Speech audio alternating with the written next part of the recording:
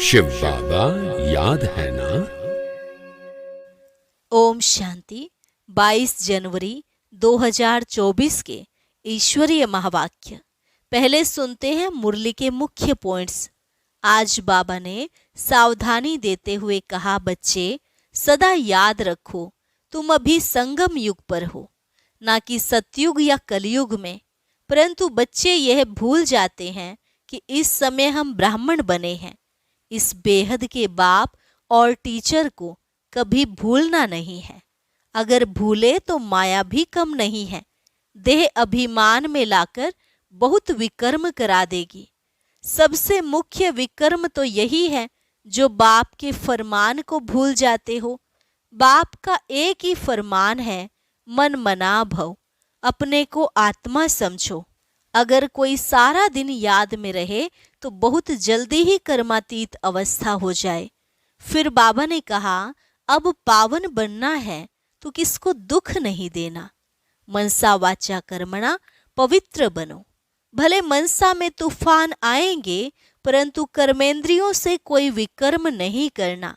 पढ़ाई पर भी तुम्हें पूरा अटेंशन रखना चाहिए, क्योंकि इस पढ़ाई से ही इन लक्ष्मी नारायण ने ऐसा पद पाया है।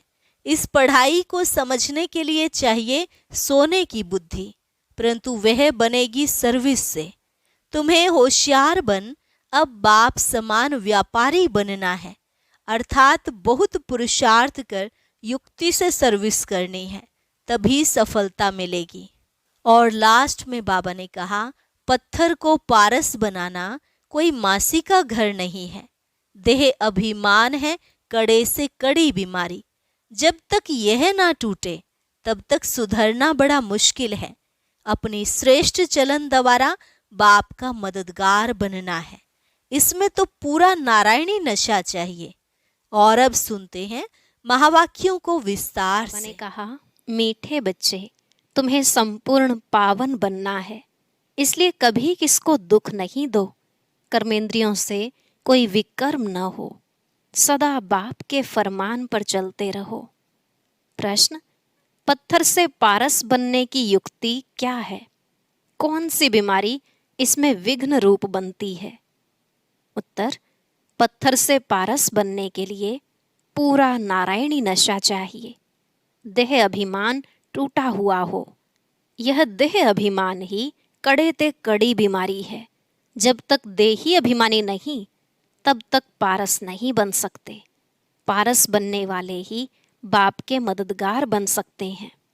दूसरा, सर्विस भी तुम्हारी बुद्धि को सोने का बना देगी। इसके लिए पढ़ाई पर पूरा अटेंशन चाहिए। ओम शांति। रूहानी बच्चों प्रति रूहानी बाप सावधानी देते हैं कि बच्चे अपने को संगम युगी समझो, सतयुगी तो नहीं समझेंगे। तुम ब्राह्मण ही अपने को संगम युगी समझेंगे, और तो सभी अपने को कलयुगी समझेंगे। बहुत फर्क है सतयुग और कलयुग, स्वर्गवासी व नरकवासी।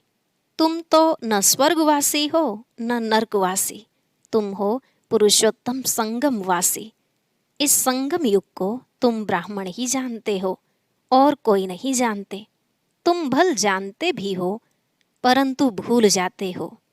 अब मनुष्यों को कैसे समझाएं? वे तो रावण की जंजीरों में फंसे हुए हैं। राम राज्य तो है नहीं, रावण को जलाते रहते हैं। इससे सिद्ध है कि रावण राज्य है। राम राज्य क्या है और रावण राज्य क्या है, यह भी तुम समझते हो नंबरवार। बाप आते हैं संगम युग पर, तो यह भेंट भी अभी की जाती है, सतयुग और कलयुग की। कलयुग में रहने वालों को नरकवासी, सतयुग में रहने वालों को स्वर्गवासी कहा जाता है। स्वर्गवासी को पावन, नरकवासी को पतित कहा जाता है। तुम्हारी तो बात ही निराली है। तो तुम इस पुरुषोत्तम संगम युग को जानते हो। तुम समझते हो हम ब्राह्मण हैं। वर्णों वाला चित्र भी बहुत अच्छा है, इस पर भी तुम समझा सकते हो। कॉन्ट्रास्ट बताना चाहिए, जो मनुष्य अपने को नरकवासी, पतित, कंगाल समझें। लिखना चाहिए, अब यह पुरानी कलयुगी दुनिया है। सतयुग स्वर्ग नई दुनिया है। तुम नरकवासी हो या स्वर्गवासी, तुम देवता हो या असुर। ऐसे तो कोई नहीं कहेंगे कि हम स्वर्गवासी हैं। कई ऐसे समझते हैं हम तो स्वर्ग में बैठे हैं। अरे यह तो नर्क है ना, सतयुग है कहाँ, यह रावण राज्य है। तब तो रावण को जलाते हैं। उन्हों के पास भी कितने जवाब होते हैं, सर्वव्यापी पर भी कितनी डिबेट करते हैं। तुम बच्चे तो एकदम क्लियर पूछते हो, अब नई दुनिया है या पुरानी दुनिया। ऐसा क्लियर कॉन्ट्रास्ट बताना है, इसमें बहुत ब्रेन चाहिए। ऐसा युक्ति से लिखना चाहिए जो मनुष्य अपने से पूछे कि मैं नरकवासी हूँ या स्वर्गवासी, यह पुरानी दुनिया है या नई दुनिया है, यह राम राज्य है या रावण राज्य। हम पुरानी कलयुगी दुनिया के रहवासी हैं या नई दुनिया के वासी हैं। हिंदी में लिखकर फिर अंग्रेजी गुजराती में ट्रांसलेट करें तो मनुष्य अपने से पूछें कि हम कहाँ के रहवासी हैं। कोई शरीर छोड़ते हैं तो कहते हैं स्वर्ग पधारा, लेकिन स्वर्ग अभी है कहाँ, अभी तो कलयुग है। जरूर पुनर्जन्म भी यहाँ ही लेंगे ना। स्वर्ग तो सतयुग को कहा जाता है, वहाँ अभी कैसे जाएंगे। यह सब विचार सागर मंथन करने की बातें हैं। ऐसे क्लियर कॉन्ट्रास्ट हो, उसमें लिख दो भगवानुवाच। हर एक अपने से पूछे मैं सतयुगी राम राज्य निवासी हूँ या कलयुगी रावण राज्य का निवासी हूँ। तुम ब्राह्मण हो संगमवासी, तुमको तो कोई जानते ही नहीं, तुम हो सबसे न्यारे। तुम सतयुग कलयुग को यथार्थ जानते हो। तुम ही पूछ सकते हो कि तुम विकारी भ्रष्टाचारी हो या निर्विकारी श्रेष्ठाचारी हो। यह तुम्हारा किताब भी बन सकता है। नई नई बातें निकालनी पड़े ना, जिससे मनुष्य समझे कि ईश्वर सर्वव्यापी नहीं है। तुम्हारी यह लिखत देख आप ही अंदर से पूछेंगे। इसको आयरन एज तो सब कहेंगे, सतयुगी डीटी राज्य तो इनको कोई कह ना सके। यह हेल है या हेवन, ऐसी फर्स्ट क्लास लिखत लिखो कि मनुष्य अपने को समझ जाए कि हम बरोबर नरकवासी पतित हैं। हमारे में दैवी गुण तो है नहीं, कलयुग में सतयुगी कोई हो न सके। ऐसे विचार सागर मंथन कर लिखना चाहिए। जो ओटे सो अर्जुन, गीता में अर्जुन का नाम दिया है। बाबा कहते हैं यह जो गीता है उसमें आटे में लून है। लून और चीनी में कितना फर्क है, वह मीठा वह खारा। श्री कृष्ण भगवानुवाच लिखकर गीता ही खारी कर दी है। मनुष्य कितना दलदल में फंस पड़ते हैं। विचारों को ज्ञान के राज का भी पता नहीं है। ज्ञान भगवान तुमको ही सुनाते हैं और किसको पता ही नहीं। नॉलेज तो बहुत सहज है, परंतु भगवान पढ़ाते हैं यह भूल जाते हैं। टीचर को ही भूल जाते हैं, नहीं तो स्टूडेंट कभी टीचर को भूलते नहीं हैं। घड़ी घड़ी कहते हैं बाबा हम आपको भूल जाते हैं। बाबा कहते हैं माया कम नहीं है, तुम देह अभिमानी बन पड़ते हो, बहुत विकर्म बन जाते हैं। ऐसा कोई खाली दिन नहीं जो विकर्म न होते हों। एक मुख्य विकर्म यह करते हो जो बाप के फरमान को ही भूल जाते हो। बाप फरमान करते हैं मन मना भव, अपने को आत्मा समझो। यह फरमान मानते नहीं हैं तो जरूर विकर्म ही होगा। बहुत पाप हो जाते हैं। बाप का फरमान बहुत सहज भी है तो बहुत कड़ा है। कितना भी माथा मारे फिर भी भूल जाएंगे, क्योंकि आधा कल्प का देह अभिमान है ना। 5 मिनट भी यथार्थ रीति याद में बैठ नहीं सकते।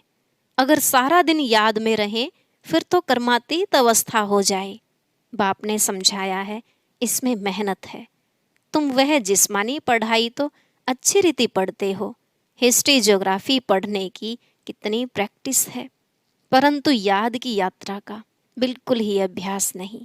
अपने को आत्मा समझ बाप को याद करना यह है नई बात। विवेक कहता है ऐसे बाप को तो अच्छी रीति याद करना चाहिए। थोड़ा टाइम निकाल रोटी टुक्कड़ खाते हैं, वह भी बाबा की याद में। जितना याद में रहेंगे उतना पावन बनेंगे। ऐसे बहुत बच्चे हैं जिनके पास इतने पैसे हैं जो ब्याज मिलता रहे, बाप को याद करते, रोटी टुक्कड़ खाते रहें बस, परंतु माया याद करने नहीं देती। कल्प पहले जिसने जितना पुरुषार्थ किया है उतना ही करेंगे। टाइम लगता है, कोई जल्दी दौड़ी लगाकर पहुंच जाए, यह हो न सके। इसमें तो दो बाप हैं। बेहद के बाप को अपना शरीर है नहीं, वह इनमें प्रवेश होकर बात करते हैं। तो बाप की श्रीमत पर चलना चाहिए। बाप बच्चों को यह श्रीमत देते हैं कि देह सहित सब धर्म छोड़ अपने को आत्मा समझो। तुम पवित्र आए थे, 84 जन्म लेते लेते तुम्हारी आत्मा पतित बनी है। अब पावन बनने के लिए श्रीमत पर चलो। तब बाप गारंटी करते हैं तुम्हारे पाप कट जाएंगे, तुम्हारी आत्मा कंचन बन जाएगी। फिर वहाँ देह भी कंचन मिलेगी। जो इस कुल का होगा वह तुम्हारी बातें सुनकर सोच में पड़ जाएगा, कहेगा तुम्हारी बात तो ठीक है। पावन बनना है तो किसको दुख नहीं देना है। मनसा वाचा कर्मणा पवित्र बनना है। मनसा में तूफान आएंगे। तुम बेहद की बादशाही लेते हो ना। तुम भल सच बताओ व न बताओ, परंतु बाप खुद कहते हैं माया के बहुत विकल्प आएंगे, परंतु कर्मेंद्रियों से कभी विकर्म नहीं करना। कर्मेंद्रियों से कोई पाप नहीं करना है। तो यह कॉन्ट्रास्ट की बातें अच्छी रीति लिखनी चाहिए। श्री कृष्ण पूरे 84 जन्म लेते हैं और शिव पुनर्जन्म नहीं लेते। वह सर्वगुण संपन्न देवता है। यह तो है ही बाप। तुमने देखा है पांडवों के चित्र कितने बड़े बड़े बनाए हैं। इसका मतलब है कि वह इतनी बड़ी विशाल बुद्धि वाले थे। बुद्धि बड़ी थी, उन्होंने फिर शरीर को बड़ा बना दिया है। तुम्हारे जैसी विशाल बुद्धि और कोई की हो न सके। तुम्हारी है ईश्वरीय बुद्धि। भक्ति में कितने बड़े बड़े चित्र बनाकर पैसे बर्बाद करते हैं।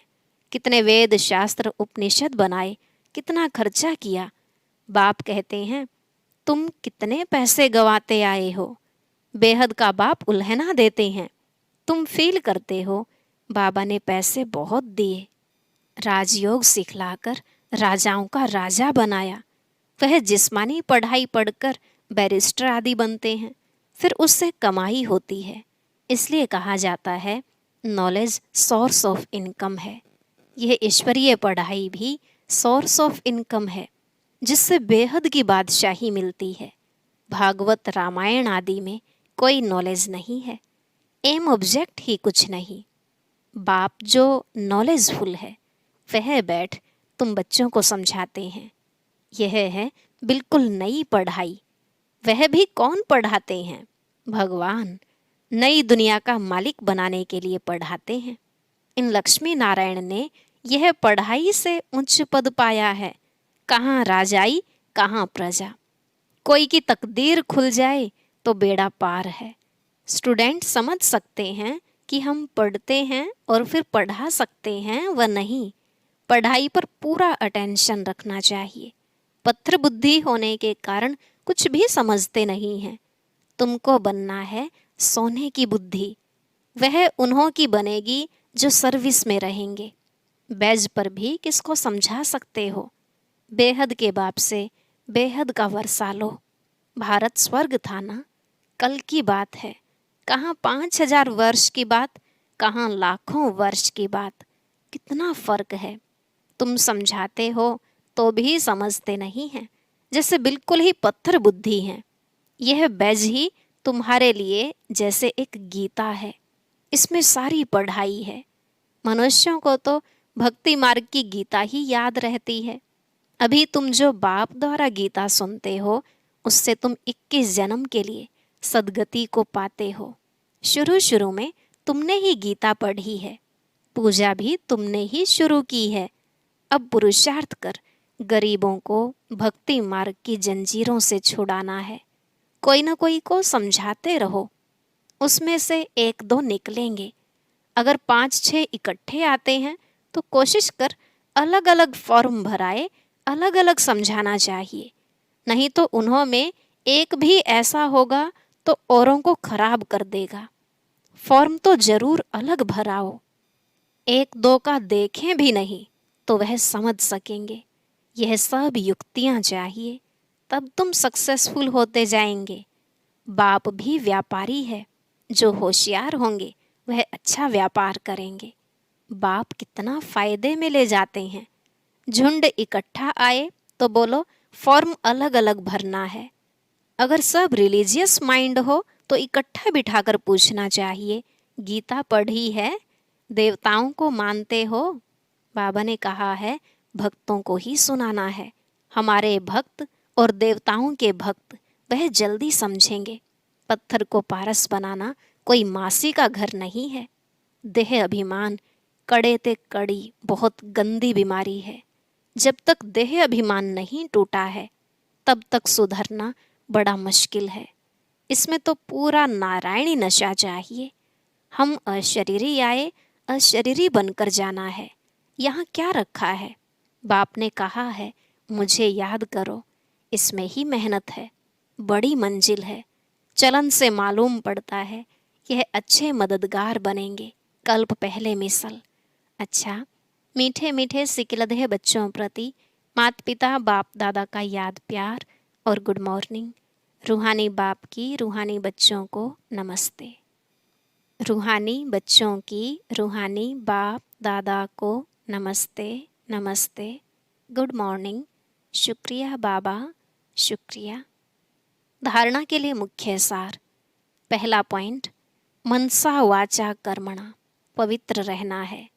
कर्मेंद्रियों से कोई विकर्म न हो, इसकी संभाल करनी है। आत्मा को कंचन बनाने के लिए याद में जरूर रहना है। दूसरा, देह अभिमान की कड़ी बीमारी से छूटने के लिए नारायणी नशे में रहना है। अभ्यास करो, हम अशरीरी आए थे, अब अशरीरी बनकर वापस जाना है।